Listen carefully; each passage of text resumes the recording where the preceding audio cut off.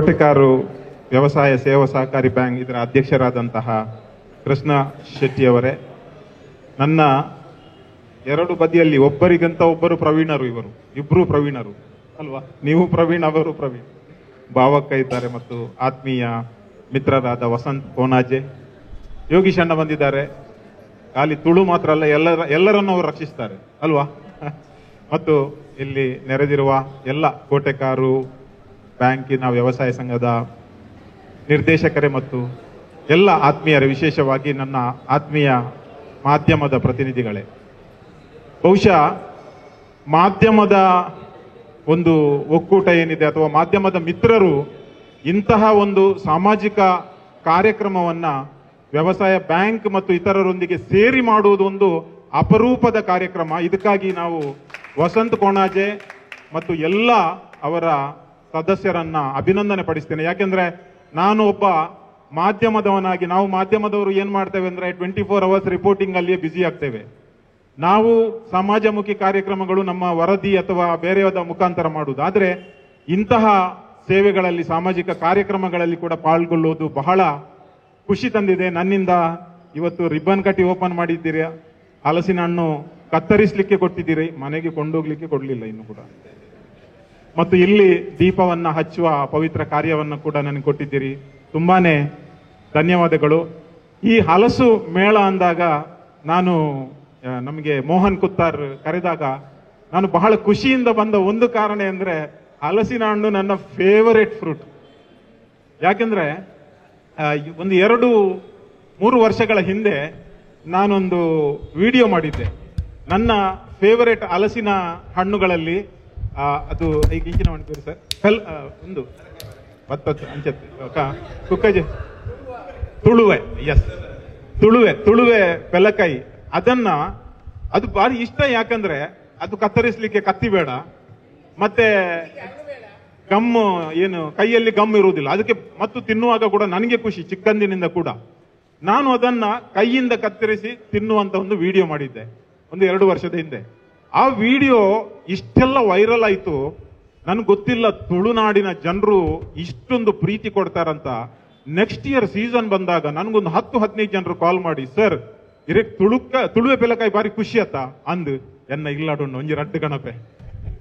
ಇಡೀ ಆ ಸೀಸನ್ ನಲ್ಲಿ ಸುಮಾರು 10-12 ಮಂದಿ, ಕೆಲವರು ಆಫೀಸಿಗೆ ಬಂದು ಕೊಟ್ಟಿದ್ದಾರೆ, ಕೆಲವರು ಫೋನ್ ಮಾಡಿ ಮನೆಗೆ ಕೊಟ್ಟಿದ್ದಾರೆ, ಮತ್ತು ಕೆಲವರು ಮನೆಗೆ ಬನ್ನಿ ನಮ್ಮಲ್ಲಿದೆ ಅಂತ ಹೇಳಿದ್ದಾರೆ. ಅಂದ್ರೆ ಅಷ್ಟು ಪ್ರೀತಿಯಿಂದ ಆ ಒಂದು ಅವರು ಕೊಟ್ಟದ್ದನ್ನ ನನಗೆ ತಿಂದು ಜಾಸ್ತಿಯಾಗಿ ಮತ್ತೆ ಎಲ್ಲ ಡಿಸ್ಟ್ರಿಬ್ಯೂಟ್ ಮಾಡಿದ್ದೇನೆ. ಈ ಮಾತನ್ನ ಯಾಕೆ ಹೇಳ್ತೇನೆ ಅಂದ್ರೆ, ಈ ಒಂದು ಹಲಸಿನ ಹಣ್ಣು ಒಂದು ಪ್ರೀತಿಯ ಸಂಕೇತ. ಆ ಪ್ರೀತಿಯ ಸಂಕೇತ ಹಣ್ಣು ತುಳುನಾಡಿನಲ್ಲಿ ಜನರು ತುಂಬಾನೇ ಲೈಕ್ ಮಾಡ್ತಾರೆ. ಕೇವಲ ಲೈಕ್ ಮಾಡ್ತಾರೆ ಮಾತ್ರ ಅಲ್ಲ, ಯಾರೆಲ್ಲ ಅದನ್ನು ಇಷ್ಟಪಡ್ತಾರೆ ಅವರಿಗೆ ಫ್ರೀ ಆಗಿ ಕೊಡ್ತಾರೆ.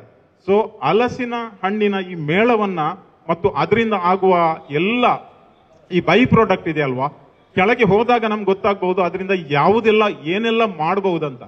ನಾವು ಚಿಕ್ಕದಿರುವಾಗ ಮನೆಯಲ್ಲಿ ಇಲ್ಲಿ ಪೆಲ್ತರಿ ಅಂತ ಹೇಳ್ತಾರೆ, ನಮ್ಮ ಕಡೆ ಉಡುಪಿಯಲ್ಲಿ ಬೋಲೆ ಅಂತ ಹೇಳುದು, ಅದನ್ನು ಬಿಸಾಡುವುದು.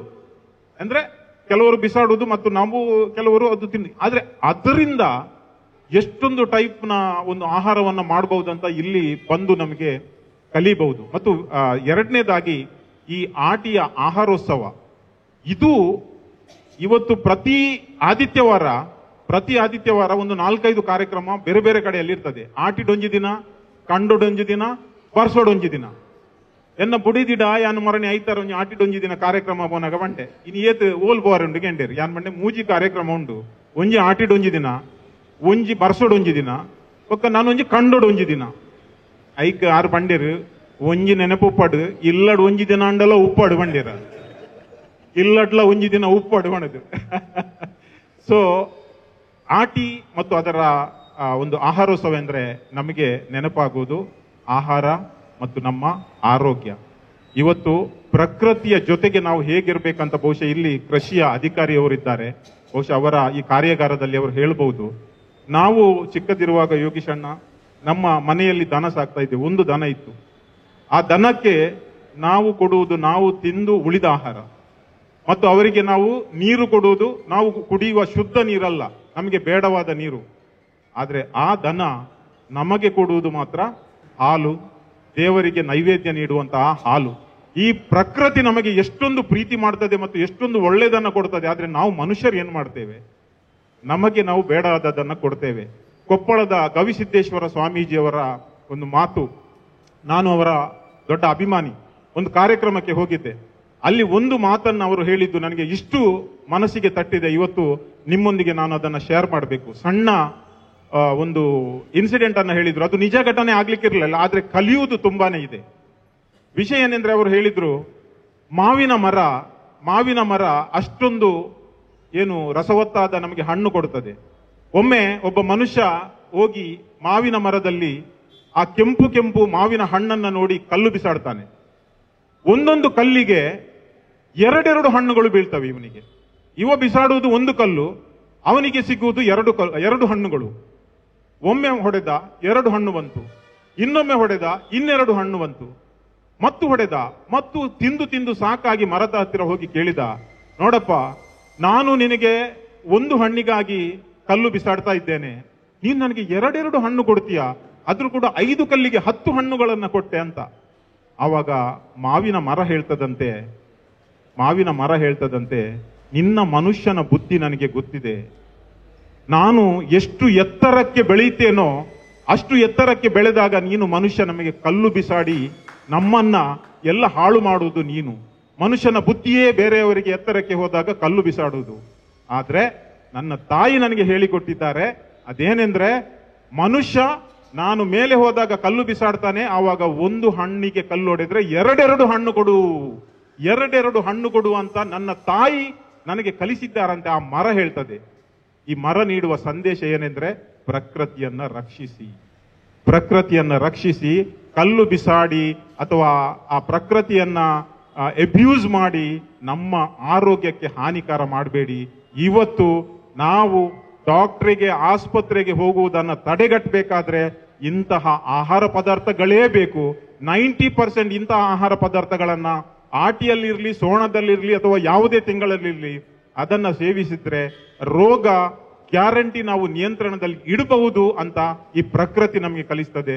ಆದ್ರಿಂದ ಈ ಒಂದು ಕಾರ್ಯಕ್ರಮದ ಮುಖಾಂತರ ಪ್ರಕೃತಿಗೆ ನಾವು ಏನು ಮಾಡಬಹುದು, ಹೇಗೆ ಅಬ್ಯೂಸ್ ಮಾಡದಾಗಿ ಇರಬಹುದು ಅನ್ನೋ ಒಂದು ಪಾಠವನ್ನ ಈ ಒಂದು ಸಂಘಟಕರು ಮತ್ತು ಇವತ್ತಿನ ಈ ಒಂದು ಆಟಿದ ಆಹಾರೋತ್ಸವ ನಮಗೆ ಕಲಿಸ್ತಾ ಇದೆ. ಕೊನೆಯಲ್ಲಿ ನಮ್ಮ ದೇಶದ ಪ್ರಧಾನಮಂತ್ರಿಯವರ ಒಂದು ಹೆಮ್ಮೆಯ ಮತ್ತು ಕನಸಿನ ಯೋಜನೆ ಇದೆ. ಅದೇನೆಂದ್ರೆ ಫಿಟ್ ಇಂಡಿಯಾ ಅಂತ. ನೀವು ಕೇಳಿದ್ದೀರಾ? ಫಿಟ್ ಇಂಡಿಯಾ ಅಂದ್ರೆ ನಿಮ್ಮ ಮನಸ್ಸಿನಲ್ಲಿ ಇರಬಹುದು ಕೇವಲ ಬೊಜ್ಜುತನವನ್ನ ಕರಗಿಸುವುದಂತ. ಫಿಟ್ ಇಂಡಿಯಾ ಅಂದ್ರೆ ಕೇವಲ ಬೊಜ್ಜುತನವನ್ನ ಕರಗಿಸುವುದು ಮಾತ್ರ ಅಲ್ಲ. ಫಿಟ್ ಇಂಡಿಯಾ ಅಂದ್ರೆ strong in body, sharp in mind and soft in heart. Fit India ಅಂದ್ರೆ ಸ್ಟ್ರಾಂಗ್ ಇನ್ ಬಾಡಿ, ನಮ್ಮ ಬಾಡಿ ಸ್ಟ್ರಾಂಗ್ ಇರಲಿ, ಮೈಂಡ್ ಶಾರ್ಪ್ ಇರಲಿ, ಹೃದಯ ಸಾಫ್ಟ್ ಇರಲಿ.